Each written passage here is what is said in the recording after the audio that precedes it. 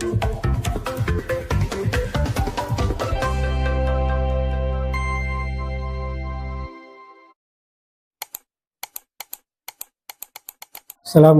warahmatullahi wabarakatuh.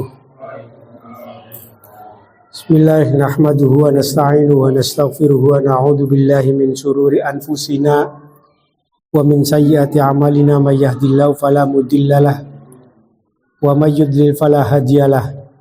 Asyhadu an la ilaha illallah wahdahu la syarikalah wa asyhadu anna Muhammadan abduhu wa rasuluhu la nabiyya ba'dah. Allahumma sholli ala Sayyidina Muhammad wa ala ali Sayyidina Muhammad, amma ba'd. Alhamdulillah, malam hari ini kita diberikan kesempatan oleh Allah Subhanahu wa Ta'ala melakukan pengajian rutin kita setiap Selasa malam Rabu, yakni pengajian kitab Bulughul Maram. Semoga pada malam hari ini pengajian kita mendapatkan ilmu yang bermanfaat dan sekaligus mendapatkan ridho dari Allah Subhanahu wa Ta'ala. Amin ya rabbal alamin. Bismillahirrahmanirrahim. Qala al-musannif rahimallahu wa nafa'na bi'ulumihi fid dharain. Amin ya rabbal alamin. Wa an Ibnu Mas'ud radhiyallahu anhu qala man ishtara syatan muhaffalatan faradduha fal yuraddu ma'aha so'an. Rawahu al-Bukhari wa zada al-Ismaili man min tamrin. Hadis yang ke 835 kalau di sini. Ini hadis yang masuk masih dalam kategori tentang jual beli, yaitu hadis yang diriwayatkan dari Ibnu Mas'ud. Dia mengatakan bahwa manishtaro syatan muhaffalatan, barang siapa yang membeli kambing muhaffalatan, kambing subur, maksudnya kambing yang air susunya banyak, faraddaha, lalu mengembalikan barang yang dibelinya atau kambing yang dibelinya, fayuraddu ma'aha so'an, maka sebaiknya dia kembalikan kambing tersebut bersamaan dengan memberi satu sok gandum atau satu sok tamer. Kalau dalam riwayat yang lain itu dikatakan tamer ya, atau kurma. Jadi maksudnya di dalam hadis ini adalah seandainya kita membeli kambing tersebut banyak air susunya, kemudian setelah itu kita peras dan kita kembalikan kepada penjualnya. Kambing tersebut dikembalikan kepada penjualnya karena masih dalam waktu masa khiyar. Masa khiyar itu masa untuk bisa mengembalikan. Jadi dilihat dulu nanti selama barang ini selama 3 hari misalnya itu kuat dan ternyata benar, maka saya akan lanjutkan, kalau tidak maka akan saya kembalikan. Nah, seandainya barang tersebut dibeli atau kambing tersebut dibeli, kita lihat kambingnya ternyata kambing yang subur, susunya banyak ketika kita membeli. Setelah itu kita peras dan ternyata setelah kita peras kita melihat bahwa kambing yang dimaksud atau kambing yang kita beli tadi itu bukanlah kambing yang subur. Jadi hanya rekayasa saja. Nah, seperti ini akhirnya dikembalikan. Fal yuraddu, maka dikembalikan kepada pemiliknya. Nah, ketika mengembalikan kepada pemiliknya tersebut, maka sebaiknya dikembalikan bersama dengan memberi gandum atau satu sok gandum. Jadi jangan kambingnya saja yang dikasihkan kepada pembelinya, tetapi juga sekaligus kita memberikan, si pembeli itu memberikan gandum kepada penjualnya. Kenapa demikian? Karena susu yang sudah ada di kambing tadi itu sudah diperas, sudah dimanfaatkan oleh kita, oleh karenanya harus diganti. Gantinya untuk dikembalikan kepada kambingnya tidak mungkin, maka harus diganti dengan barang yang lain. Apa itu?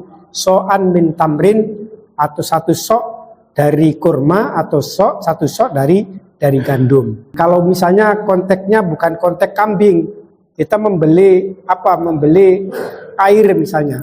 Setelah kita gunakan sedikit, ternyata rasanya berbeda seperti yang dijanjikan di dalam waktu akad jual beli, maka barang tersebut boleh dikembalikan kepada si pembeli. Tetapi barang yang sudah terkurangi tadi itu harus diganti dengan adanya barang yang lain. Misalnya saya kasih 20.000 misalnya sebagai pengganti dari barang yang telah hilang. Seperti hanya tadi susu yang ada di kambing tadi itu diganti rugi dengan 1 sok tamer. Itu. Lalu hadis selanjutnya adalah wa an Abi Hurairah radhiyallahu anhu anna Rasulullah sallallahu alaihi wasallam marra ala subratin min ta'amin fa adkhala yadahu fiha fanalat asabi'uhu balala faqala ma hadha ya sahibat ta'am qala asabathu as-sama'u ya Rasulullah qala afala ja'altahu fawqat ta'ami kayyarahu an-nasu man ghassa falaysa minni, rawahu Muslimun. Hadis dari Abi Hurairah radhiyallahu anhu bahwa suatu ketika Rasulullah sallallahu alaihi wasallam melintasi timbunan makanan. Jadi ada orang yang menimbun makanan. Kanjeng Nabi lewat. Kebetulan Kanjeng Nabi lewat di depan timbunan makanan. Fa'adkhala yadahu fiha. Kemudian Kanjeng Nabi memasukkan tangannya di dalam tumpukan barang yang sedang ditimbun tadi. Fanalat asabi'ahu balala. Kemudian Kanjeng Nabi tangannya ketika memasukkan tersebut begitu ditarik dalam keadaan basah. Faqala ma hadza ya sahibat ta'am. Akhirnya Kanjeng Nabi tanya, "Ini apa ini?" "Hei, pemilik makanan." Qala asabatu as-sama. Kata pemiliknya, "Ini barang makanan yang terkena hujan," katanya. Basah karena hujan. "Ya Rasulullah." Qala. Lalu kemudian Rasulullah bertanya atau mengatakan kepada orang yang menimbun tadi, "Afala ja'altahu fawqat ta'am kayyarahu an-nasu." Kenapa kamu tidak taruh saja di atas supaya orang lain pada melihat? Itu sih ditutup. Jadi barangnya ditimbun kemudian ditutup. Kanjeng Nabi datang melintasi, curiga, ini tumpukan apa? Akhirnya Kanjeng Nabi memasukkan tangannya. Begitu tangannya dimasukkan, keluar ternyata basah dan ditanyakan, "Ini apa ini?" Kata penjualnya, "Ini makanan yang terkena air hujan." Kata Kanjeng Nabi, "Kenapa nggak ditaruhnya di atas saja supaya orang pada melihat?" Tapi itu malah ditutupi. Nah, itu ada kesengajaan untuk menimbun. Ada orang yang sengaja untuk melakukan kecurangan. Kata Kanjeng Nabi, "Man ghassa falaysa minni." Barang siapa yang menipu, maka dia tidak termasuk dari golonganku. Jadi setiap perilaku apapun, jual beli, entah kita sebagai pembeli atau kita sebagai penjual, kalau dalam praktek-prakteknya itu lebih cenderung untuk menipu pihak yang kita hadapi, posisi kita sebagai pembeli menipu pada penjualnya, posisi kita sebagai penjual menipu pada pembelinya, itu termasuk langkah-langkah atau sikap-sikap yang tidak diakui oleh Rasulullah SAW dan tidak dianggap sebagai bagian dari umatnya kanjeng Nabi. Lalu hadis selanjutnya, wan Abdullah bin Baridah an abihi radhiyallahu anhu qala Rasulullah SAW man habasa al-inaba ayyamal qattafi hatta yabi'uhu mimman yattakhudahu khamra faqad tafahhama an-nara ala basiratin, rawu at-Tabrani fil Awsat bi isnadin hasanin. Dari Abdullah bin Baridah dari bapaknya radhiyallahu anhu, dia mengatakan bahwa Rasulullah sallallahu alaihi wasallam bersabda, barang siapa yang menimbun inab, anggur, ayyamal qitafi, di hari panen, hatta yabi'uhu mimman yattakhidahu khamra, sampai ia akan menjualnya pada orang yang ingin membuat minuman keras, faqad tafakhama an-naru ala basiratin, berarti dia telah menempuh jalan neraka dengan sengaja, alal basirah, dengan kesengajaan. Jadi ada orang melakukan penimbunan atau menahan inab, anggur, dan itu sengaja untuk dijual kepada orang yang memproduksi khamr, memproduksi minuman keras. Jadi ini tidak dijual begitu panen, tidak langsung dijual, atau ada orang yang membutuhkan untuk makan dan lain sebagainya, itu tidak ditahan. Tapi ditahan dalam rangka apa? Dalam rangka ingin menjual kepada orang yang membuat khamr. Nah, orang yang demikian ini, orang yang bertujuan menjual inab, menahan inab atau menahan anggur dengan tujuan kepada orang yang akan membuat khamr sebagai bahan produksi khamr, bahan produksinya khamr bahan bakunya khamr, maka dia sama halnya sedang meniti jalan untuk menuju neraka gitu. Nah, itu yang demikian itu banyak praktek-prakteknya, bukan hanya pada persoalan inab. Kalau kita punya barang-barang yang halal, tetapi kita jual kepada orang yang bertujuan untuk sesuatu yang tidak baik, sesuatu yang bisa merusak terhadap diri kita misalnya, baik itu jiwa, harta, maupun akal kita, maka yang demikian itu termasuk perbuatan dosa. Perbuatan dosa, maka dia digambarkan sebagai atau divonis sebagai orang yang menuju terhadap api neraka. Jadi perbuatan, misalnya saya membuat atau menggali tambang misalnya, menambang bahan-bahan untuk peledak misalnya. Lalu kemudian saya jual kepada orang yang sengaja ingin membuat bahan peledak dan ingin menghancurkan masyarakat yang tidak punya kesalahan apapun, dosa apapun. Nah, tujuan kita menjual kepada orang yang ingin membuat bom misalnya, yang demikian itu adalah perbuatan dosa. Karena apa? Karena kita memberikan pertolongan, menolong kepada orang yang akan berbuat kemaksiatan.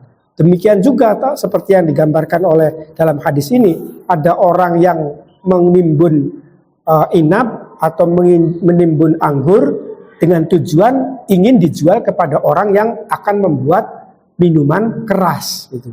Nah, minuman keras itu hukumnya adalah haram.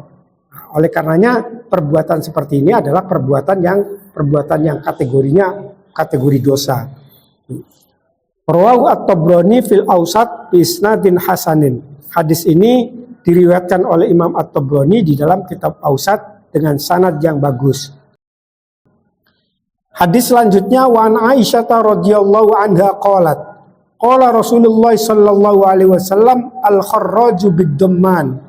Rawahu al-khamsatu wa dha'afahu al-Bukhari wa Abu Dawud wa sahahu at-Tirmidzi wa Ibnu Khuzaimah wa Ibnu Jarud wa Ibnu Hibban wal Hakim wa Ibnu Qattan.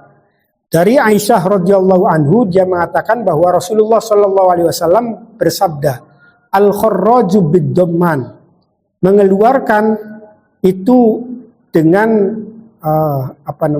tanggungan. Mengeluarkan itu dengan tanggungan. Hadis ini diriwayatkan oleh 5 imam dan didhaifkan oleh Imam Bukhari. Apa maksudnya al-kharraj bid-damman ini? Nah, hadis ini oleh para ulama fikih atau ulama ahli usul fikih itu menjadi dalil atau menjadi rujukan teks terhadap kaedah fikih yang berbunyi al-kharraj bid-damman. Al-kharraj bid-damman itu maksudnya adalah setiap orang atau setiap barang yang menanggung terhadap kerugian, yang berpotensi atau yang memiliki kesempatan untuk menanggung kerugian, maka dia berhak untuk mendapatkan keuntungan. Itu maksudnya al-khurraj bid-dhamman. Jadi kalau saya merawat ada barang ini barang umum, ini barang-barang umum misalnya. Lalu kemudian dirawat oleh saya, yang lain pada nonton saja, maka potensi kerugian jika terjadi kerusakan barang ini itu akan terjadi kepada diri saya. Tanggungannya adalah tanggungan kepada saya. Maka yang demikian ini, keuntungan barang ini itu menjadi prioritas milik saya. Haknya adalah hak saya, bukan milik, tapi haknya hak saya. Lebih diprioritaskan untuk saya. Satu contoh sederhananya, misalnya ada tanah, ada sawah, ada lahan kosong misalnya. Kemudian itu tidak punya milik siapa-siapa, kemudian ditanami oleh kita. Dan ketika barang tersebut rusak, maka saya akan menanggungnya. Gitu. Dengan yang lain tidak, yang lain hanya menikmati hasilnya saja. Nah, ketika hasil dari apa yang kita kelola dari lahan yang kosong tadi, maka itu hasilnya lebih diprioritaskan untuk yang menanggung terhadap kerugian tadi, kerugian barang ketika terjadi kerusakan. Itu yang dimaksud dengan al-khurraj bid-dhamman. Maksudnya barang atau seseorang yang menanggung, seseorang yang punya kaitan dengan menanggung barang ketika barang tersebut rusak, maka keuntungan atau manfaat barang tersebut itu lebih berhak untuk dirinya. Itu yang dimaksud dengan al-khurraj bid-dhamman. Nah, kaidahnya seperti itu. Jadi banyak persoalan-persoalan, kasus-kasus dalam masalah muamalah ini. Lalu kemudian ini manfaatnya lebih berhak untuk siapa misalnya. Maka kita lihat siapa yang paling bertanggung jawab terhadap barang ini ketika barang ini rusak. Misalnya si A, maka si A lah yang lebih berhak untuk mendapatkan manfaat dari barang ini. Ini punya saya, ketika barang ini rusak, maka tanggungannya saya. Maka manfaat barang ini itu lebih hak untuk milik kita. Nah, atau untuk saya. Itu yang dimaksud dengan kaidah al-khurraj bid-dhamman. Rawahu al-khamsatu wa dha'afu al-Bukhari. Hadis ini diriwayatkan oleh 5 imam dan didhaifkan oleh Imam Bukhari serta Imam Abi Dawud dan disahihkan oleh Imam At-Tirmidzi wa Ibnu Khuzaimah. Lalu hadis selanjutnya wa an Urwata al-Bariqi radhiyallahu anhu anna Nabiyya sallallahu alaihi wasallam a'tahu dinaran yashtariya bihi adhiyatan aw syatan fashtari bihi syataini faba'a ihdahuma bidinarin fa'atahu bisyatin wa dinarin fada'alahu bil barakati fi bai'ihi fakana lawishtara turaban la rabaha fihi. Rawu al-khamsatu illa an-Nasa'i wa qad akhrajahu al-Bukhari fi dibni haditsin walam yusqa lafduhu. Dari Urwah al-Bariqi radhiyallahu anhu bahwa Nabi Muhammad sallallahu alaihi wasallam memberikan dinar kepada Urwah. Kata Urwah bahwa Nabi pernah memberikan dinar kepada dirinya. Untuk apa? Liyashtariya bihi udhiyatan aw syatan, untuk dibeli hewan kurban atau dibeli kambing. Fashtara bihi syataini. Akhirnya dengan dinar yang diberikan oleh Rasulullah itu oleh Urwah al-Bariqi dibelikan 2 kambing. Faba'a ihdahuma, lalu salah satunya dijual bidinarin dengan harga 1 dinar. Fa'atahu bisyatin wa dinarin. Setelah itu dia mendatangi Kanjeng Nabi dengan membawa kambing hasil dibeli tadi dengan dinar hasil jual beli kambing yang satunya. Fada'alahu bil barakati. Akhirnya Kanjeng Nabi mendoakan agar jual belinya itu mendapatkan barokah. Fakana lawishtara turaban la rabiha fihi. sehingga seandainya dibeli karena berkah, sehingga kalau dibeli untuk turab pun masih ada untungnya. Rawu al-khamsatu illa Nasa'i. Jadi Kanjeng Nabi memerintahkan kepada Urwah membeli udhiyah atau membeli hewan kurban atau membeli kambing. Nggak jelas ini Kanjeng Nabi perintahnya beli kambing. Kambingnya 1 atau 2 atau 3 itu judulnya adalah kambing untuk udhiyah, untuk dijadikan hewan kurban. Itu saja. Tapi yang dipraktekkan oleh Urwah ketika dikasih dinar, duitnya yang dikasih oleh Kanjeng Nabi, dia bisa membeli 2 kambing gitu. Dengan uang yang ada, tawar menawar dengan para penjualnya, ternyata dia mendapatkan dua kambing. Dengan 2 kambing itu akhirnya karena yang diperintah adalah satu kambing untuk udhiyah, satunya dijual oleh Urwah kepada orang lain. Nah, lalu didatangkan kepada Kanjeng Nabi, ini kambingnya, ini uang hasil jual beli kambingnya. Lo jual dari mana? Karena uang yang diberikan dari Rasulullah tadi itu ternyata saya mampu untuk membelinya 2 kambing dan satunya terpaksa saya jual dan uang ini hasil dari jual beli tersebut. Nah, praktek yang demikian itu bukan praktek yang menipu karena ini terkait dengan wakalah nantinya, dengan keterwakilan. Jadi Urwah ini sebagai wakil dari Rasulullah dalam konteks muamalah, membeli ini silahkan disuruh. Gitu. Ada orang yang disuruh oleh Kanjeng Nabi. Nah, apakah yang demikian itu termasuk yang menyimpang terhadap amanah? Ketika dikasih uang untuk membeli kambing, ternyata dengan uang yang ada sebenarnya bisa memperoleh keuntungan yang lebih banyak. Itu maksudnya. Jadi uangnya cuma dikasih 100.000. Biasanya harga kambing misalnya 100.000. Tapi begitu dikasihkan 100.000 di lapangan, di pasar ternyata ada kambing yang harganya 50.000, ada 2 kambing, besarnya sama, maka langsung dibeli. Yang demikian berarti apakah yang praktek demikian itu termasuk mengkhianati atau tidak amanah terhadap orang yang memberikan keterwakilan tadi, memberikan amanah untuk mewakilinya tadi. Dalam hadis ini digambarkan bahwa yang demikian itu bukan termasuk dari pengkhianatan. Sebab apa? Fada'alahu bil barakati fi bai'ihi. Karena Kanjeng Nabi justru mendoakan terhadap jual belinya Urwah tadi sebagai jual beli yang barokah. Wa urada lit-Tirmidzi lau syahidan min hadithi Hakim Ibnu Hazm. Satu hadis lagi, wa an Abi Sa'id Al-Khudri radhiyallahu anhu anna Nabiyya sallallahu alaihi wasallam naha an syara'i ma fi butudil an'ami hatta tad'a wa an bai'i ma fi turu'iha wa an syara'il 'abdi wa huwa abikud wa an syara'il ghanaimu hatta tuqsama wa an syara'id shadaqati hatta tuqbidu wa an daryatil al-ghaisi rawu Ibnu Majah wal Bazzar wa Daruqutni bi isnadin dhaifin.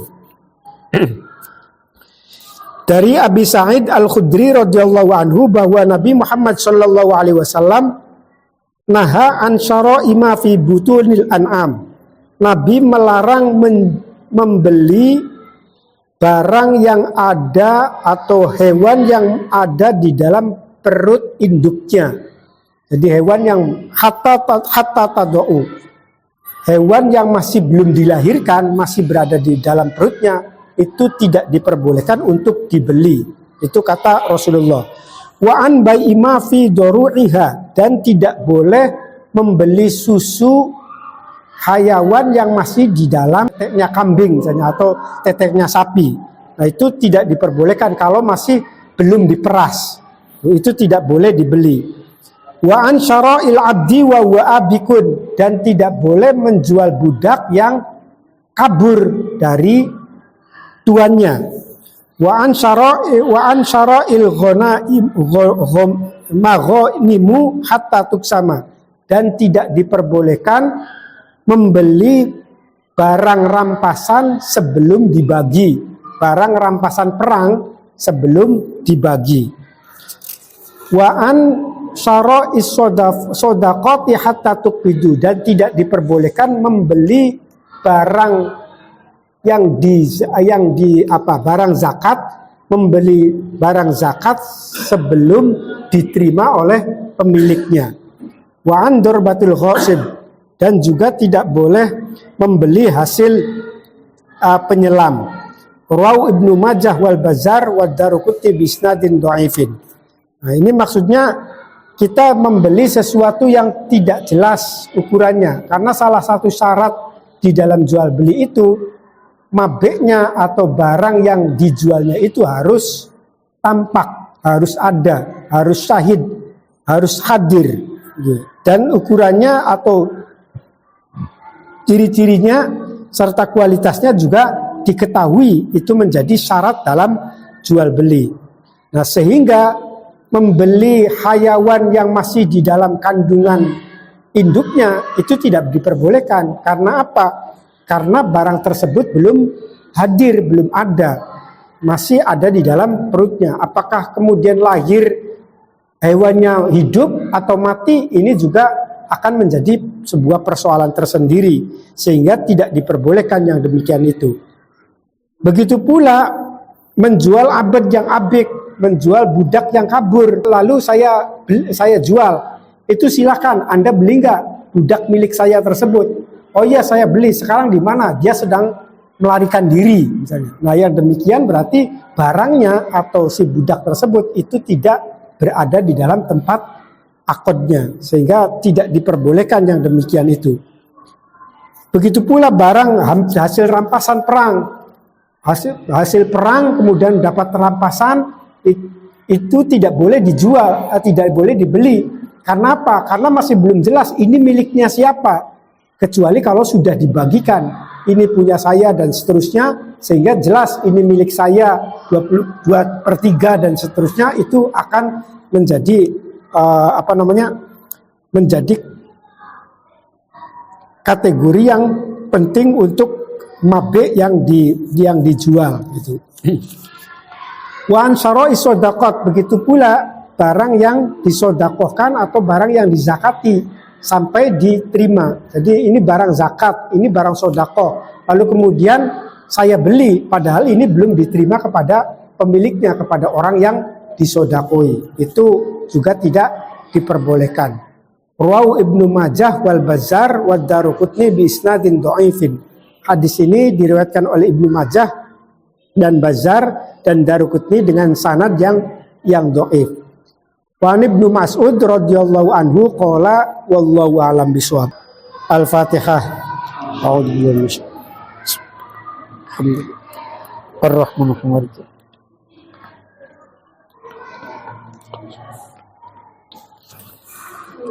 Assalamualaikum warahmatullahi wabarakatuh.